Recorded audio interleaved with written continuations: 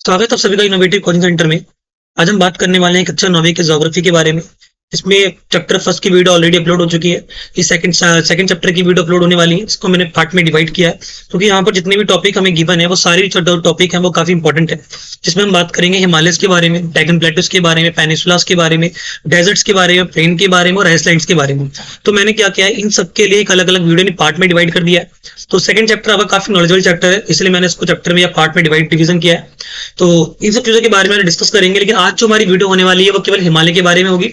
और हम बात करेंगे division of Himalayas, north to south and west to east. हम बात करते हैं कि नॉर्थ से लेकर साउथ में अगर हम जाएंगे तो किस तरीके से हिमालय का डिवीजन किया गया हुआ है, और अगर हम बात करें वेस्ट टू ईस्ट जाएंगे तो किस तरीके से हिमालय का डिवीजन किया गया। इस चैप्टर में बाकी हम बहुत सारी चीजें बात करने वाले हैं। तो चलिए शुरू करते हैं ज्यादा देरी ना करते हुए।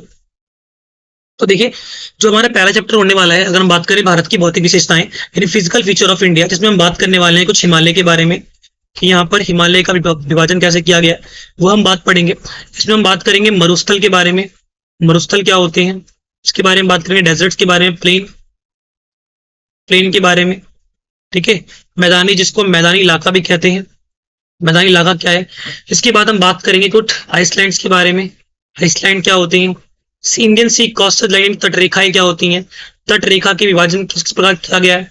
और इन तटरेखाओं का विभाजन आप देखोगे यहाँ पर दो तरीके से किया गया है। अगर हम यहाँ की बात करें तो इस वाले पार्ट को 3 पार्ट में डिवाइड किया गया है और यहाँ पर 2 पार्ट में डिवाइड किया गया है। तो हम इसके बारे में बात करेंगे, नॉर्दर्न सरकार क्या होती है ना, कोरोमंडल क्या होता है, मालाबार तट क्या, ये सब चीजों के बारे में डिस्कस करेंगे आने वाले चैप्टर्स में। फिलहाल आज जो हम बात करने जा रहे हैं वो हम बात करेंगे अपने हिमालय के बारे में कि हिमालय का जो पर्वत है, अगर हम बात करें, ये पूरा हिमालय का एक पार्ट ले लेते हैं हम कि इस तरीके से ये नॉर्थ है आपका, और ऐसे साउथ में अगर आप जाओगे साउथ तक, तो नॉर्थ से अगर हम साउथ में जाते हैं तो हिमालय कितने पार्ट में डिवाइड है, हम इन सब चीजों के बारे में बात करेंगे। और इसकी वाइडली जम्मू कश्मीर में क्या है, और ये रेंज कुछ इस तरीके से जाएगी। मैं आपको पिक्चर लेकर आया हूँ, पिक्चर के माध्यम से समझाने का प्रयास करूंगा कि जो रेंज है वो आगे यहाँ पे काफी मोटी है और यहाँ जाके पतली जाती है रेंज। तो यहाँ पे जो रेंज पाई जाती है वो करीब 400 किलोमीटर के आसपास, और अगर हम अरुणाचल की बात करें तो 150 किलोमीटर के आसपास। इसकी वाइडली है, कितनी चौड़ी है ये, तो हम इसके बारे में बात करेंगे कि किस तरीके से इसका डिवीजन किया गया है। तो चलिए शुरू करते हैं।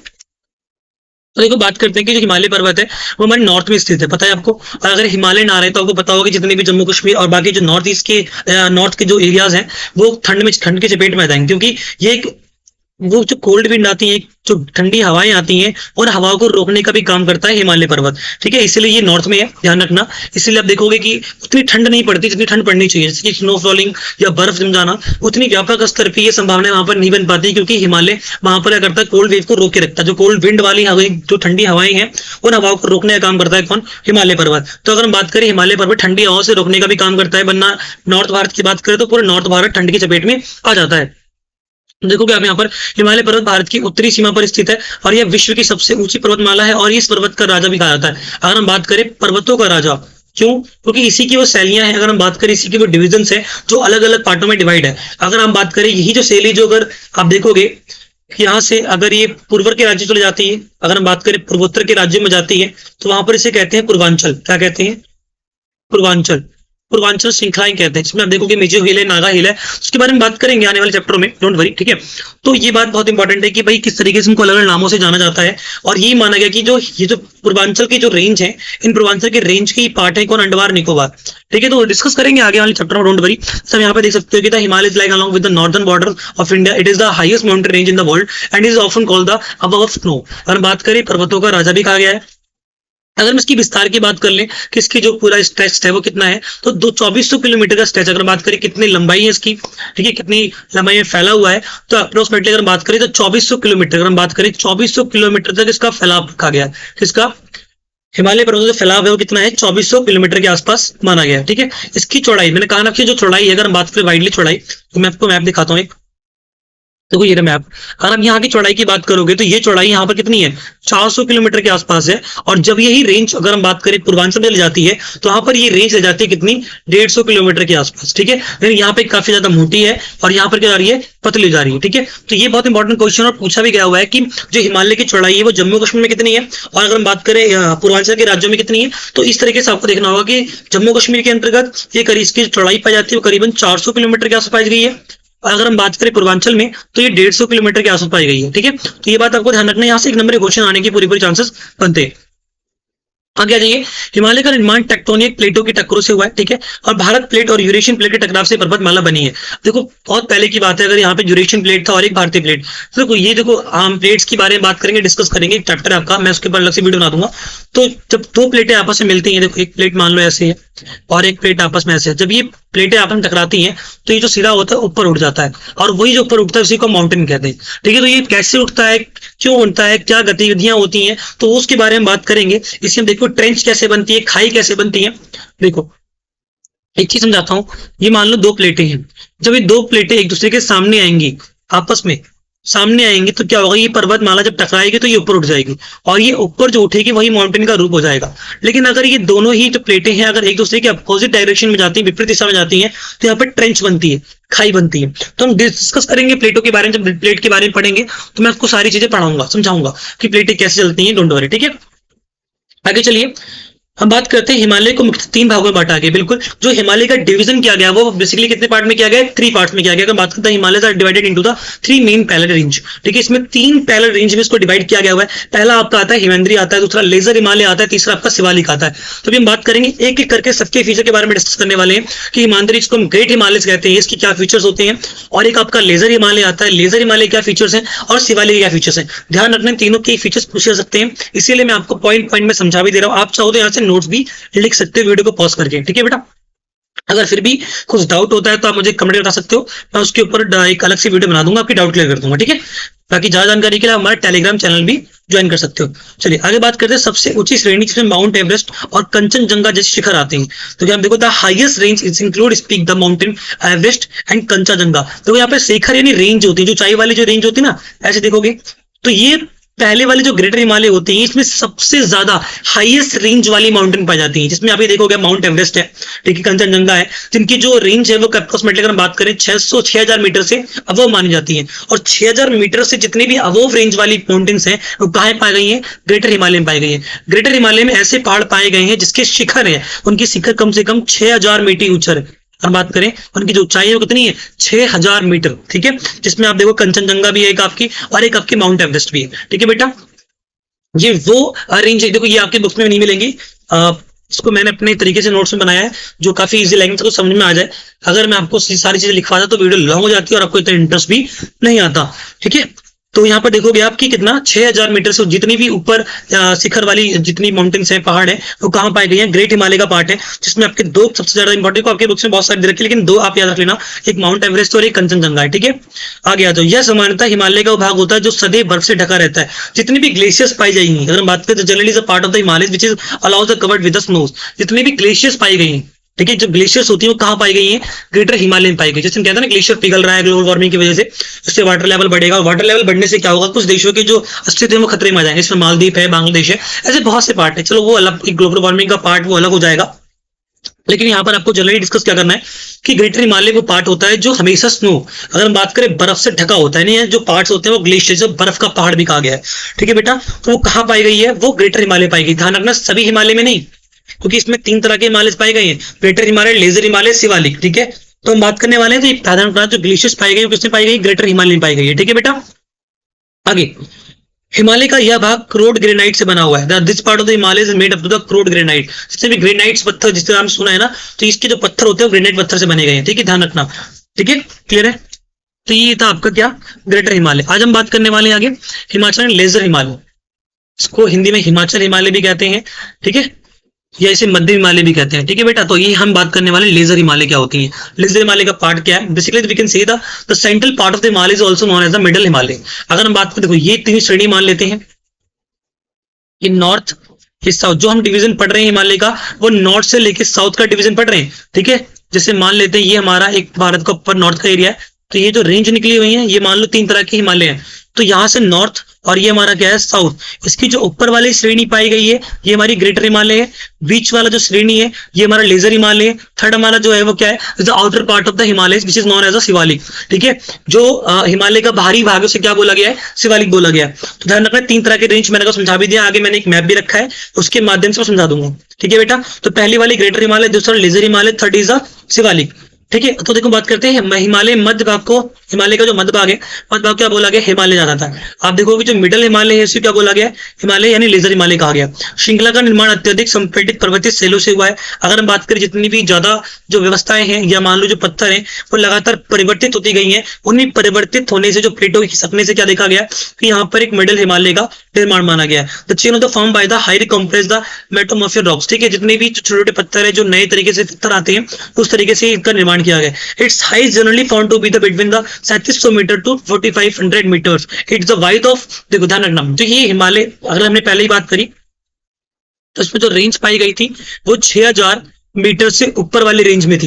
लेकिन जो मिडल हिमालय में, लेजर हिमालय में जो पर्वत पाई गई हैं, जो रेंज पाई गई, जो शिखर पाई गई हैं, उनकी जो ऊंचाई पाई गई है वो कितनी है, 3700 मीटर से लेकर 4500 मीटर तक के बीच की जो रेंज की जो पहाड़ पाई गई है वो कहां पाए गए हैं, लेजर हिमालय पाए गए हैं। ठीक है, जिनकी चौड़ाई अप्रोक्सीमेटली कितनी है, 50 मीटर के आसपास है। जिनकी जो चौड़ाई है, जो मिडल लेजर हिमालय चौड़ाई है वो कितनी है, 50 मीटर के आसपास पाई गई है। ठीक है, इसकी जो रेंज है वो कितनी है, 3700 मीटर से लेकर 4500 मीटर तक पाई गई है। ठीक है बेटा, चलिए, इस हिमालय की सबसे महत्वपूर्ण और सबसे लंबी श्रृंखला कौन सी, Pir Panjal. Most important question, which is the highest range of the lesser Himalaya which is known as the Pir Panjal. Pir Panjal is the highest range of lesser Himalaya. अगर हम बात करें सबसे इंपॉर्टेंट और सबसे लंबी जो रेंज है वो कौन सी है, पीर पांजाल। अगर हमने ग्रेटर हिमालय की बात करें तो वहां पे कौन सी थी, माउंट एवरेस्ट और कंचनजंगा। वैसे ही मिडिल हिमालय कौन सी है, पीर पांजाल। ठीक है, मध्य हिमालय की सबसे महत्वपूर्ण जो श्रृंखला है, रेंज है, वो कौन सी है, पीर पांजाल। कौन सी है, पीर पांजाल। और धौलाधार एक महाभारत भी इसकी अन्य महत्वपूर्ण रेंज है, लेकिन आप पीर पांजाल को भूलना मत, पीर पांजाल से एक नंबर का क्वेश्चन आ जाता है।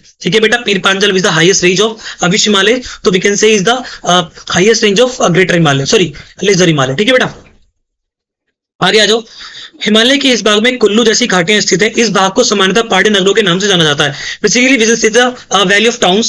जितनी भी वैलीज पाई गई हैं, जितनी भी अगर देखोगे तो valleys like Kullu are situated in the part of the Himalayas. जितने भी वैलीज पाई, कश्मीर वैलीज हो गई, कुल्लू वैलीज हो गई, जितनी वैलीज हैं वो किसमें मेंशन की गई हैं या किसमें पाई गई हैं, वो सब पाई गई हैं लेजर हिमालय में। किसमें पाई गई है, लेजर हिमालय में। जितनी भी वैलीज पाई गई हैं तो क्वेश्चन आता है कि वैलीज किसमें फाउंड की गई है, तो लेजर हिमालय में, ना कि ग्रेटर हिमालय में। ग्रेटर हिमालय में ग्लेशियर्स पाए गए हैं, जितने हम पहाड़, बर्फ के पहाड़ कहते हैं। ठीक है, लेकिन लेजर हिमालय में बर्फ के पहाड़ नहीं, यहाँ पर वैलीज पाई गई। इसमें कश्मीर वैलीज है, कुल्लू वैलीज है, ध्यान रखना। ठीक है बेटा, इसीलिए इसको पहाड़ों का नगर भी कहते हैं। अगर हम बात करें तो known as a hill towns. ठीक है, टाउन्स ऑफ हिल से हिल टाउन्स कह सकते हो आप इसे, कोई दिक्कत नहीं है। तो ये आपका लेजर हिमालय था। ग्रेटर हिमालय हमने पढ़ लिया, हमने लेजर हिमालय पढ़ लिया। अब बात करते हैं शिवालिक के बारे में। मोस्ट इंपॉर्टेंट शिवालिक, क्योंकि इसमें हम बात करेंगे धुन, जिसको हम देहरादून के नाम से जानते हैं। तो धुन क्या होते हैं, आज तक आपने यही सुना होगा कि धुन ऐसे लगा दिया होगा या फिर एरिया का नाम होगा, नहीं। is a part of the part between the Laser Himalaya and Shivalik is a known as what।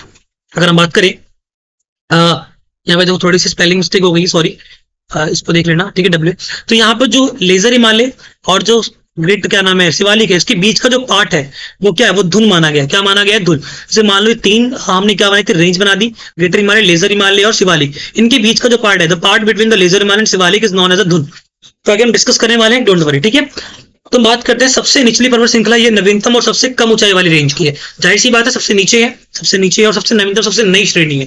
ठीक है, इसकी जो रेंज है वो काफी कम पाई गई है। अगर हम बात करें बिलो द 37 मीटर, बिलो 37, पहले वाले की 6000, अबव द 6000 मीटर, दूसरा between the 3700 metre, 4500 metre, last below the, अगर हम बात करें बिलो 3700 मीटर। ठीक है बेटा, तो जितनी भी 3700 मीटर की नीचे की रेंज मानी गई हुई है, आप 3700 मीटर की रेंज की बात करें, जैसे जनरली अगर हम बात करें 3700 मीटर आती नहीं है। शिवालिक में जो रेंज पाई गई है अभी तक की, वो हाईएस्ट रेंज कितनी है, 900 मीटर से लेकर 1100 मीटर की रेंज पाई गई। ठीक है बेटा, कोई दिक्कत है, चलिए। तो इन श्रृंखला की चौड़ाई सामान्यतः 10 से 15 मीटर। जो ये जो यहाँ पहाड़ पाए गए हैं, इनकी चौड़ाई कितनी है, 10 मीटर से लेकर 50 मीटर तक की इनकी चौड़ाई पाई गई। सबसे नवीनतम है, सबसे छोटी श्रृंखला है। ठीक है, और इनकी जो ऊंचाई पाई गई है वो 900 मीटर से लेकर कितनी पाई गई है, 1100 मीटर तक की इनकी ऊंचाई है। बेटा ये सारे फैक्ट की बातें हैं और ये सारे फैक्ट आपको याद होने चाहिए, इसमें कोई ट्रिक्स काम नहीं आती है, ये बात ध्यान रखना। ठीक है बेटा, चलिए। इस श्रृंखला का निर्माण सामान्यतः उच्च हिमालय की नदियों द्वारा लाए गए अवसादों से हुआ है। अगर बात करें, this range is generally form by the sentiment brought by the reverse of the Himalayas. अब कहानी आती है कि हिमालय की जो नदियां हैं वो जो अपने साथ अवसाद लेकर आती हैं, सेंटिमेंट्स लेकर आती हैं, उन सेंटिमेंट से शिवालिक का निर्माण हुआ है। अब आप कहोगे कि सेंटिमेंट्स कैसे, और हिमालय से कौन कौन सी नदियां निकलती हैं। तो हम बात करें, हिमालय से पहले नदी आपकी निकलती है गंगा। कौन सी निकलती है, गंगा। दूसरी आप देखोगे ब्रह्मपुत्र या इंडस कह लो, इंडस यानी कि सिंधु नदी। तीसरी आपकी आती है ब्रह्मपुत्र नदी। ठीक है, ये 3 नदियां काफी इंपॉर्टेंट नदियां है किसकी, अगर हम बात करें हिमालय की। ठीक है, तो अब देखो कि ग्रेटर हिमालय की 3 नदियां निकलती हैं, गंगा निकलती है, इंडस निकलती है और ब्रह्मपुत्र नदी निकलती है। ये जो अपने साथ सेंटिमेंट लाते हैं, इन्हीं के सेंटिमेंट्स द्वारा क्या किया गया है, ये पहाड़ निर्मित हुए, शिवालिक पहाड़ निर्मित हुए। बात में आ गई, इसीलिए इनकी चौड़ाई भी काफी कम है, उनकी रेंज भी क्या है, बहुत कम मानी गई है as compare to lesser Himalaya और ग्रेटर हिमालय। बात में आ गया था। चलिए, निम्न हिमालय तथा शिवालिक के मध्य स्थित घाटी को समझता धुंध कहा जाता है। मैंने समझाया भी आपको, जितने भी ये एरियाज हैं, अगर हम बात करें, ये आपका ग्रेटर हिमालय, लेजर हिमालय और ये आपका शिवालिक, इनके बीच में जितनी भी वैलीज हैं, या इनके बीच का जितना ही पहाड़ आता है, घाटी आती है, वैलीज आती हैं, उनको क्या बोलते हैं, हम धुन कहते हैं। क्या कहते हैं, नाम सुना ही होगा आपने, धुन। धुन, जिसमें आपका देहरादून जाओगे आप, वहां पर बहुत सारी घाटीज मिलेंगी आपको, बहुत सारे एरियाज मिलेंगे।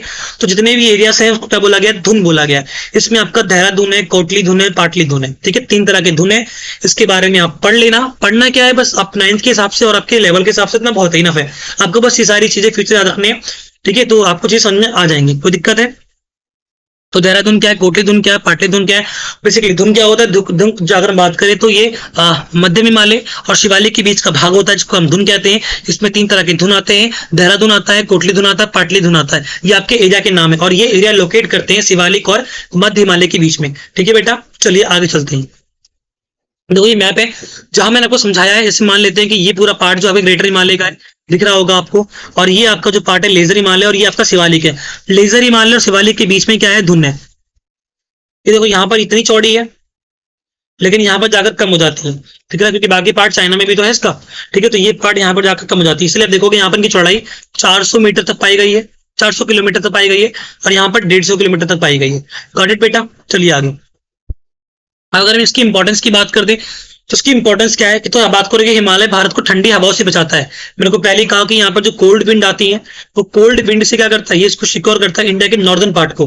ठीक है, इंडिया का अगर हम नॉर्दर्न पार्ट करें, पूरा नॉर्दर्न पार्ट इसको सिक्योर करता है किससे, कोल्ड विंड से। अगर ठंडी हवाएं आएंगी तो यहाँ पर भी अगर हम बात करें, जैसे विदेशों में होता है ना, आपने देखा कि बर्फ से पूरा ढक जाता है, बर्फ की चादरें आ जाती हैं, वैसे ही मोटी मोटी परतें जम जाएंगी और कोल्ड विंड यहाँ पर चलनी शुरू हो जाएंगे। ठीक है बेटा, तो ये हमें ठंडी हवाओं से बचाता भी है।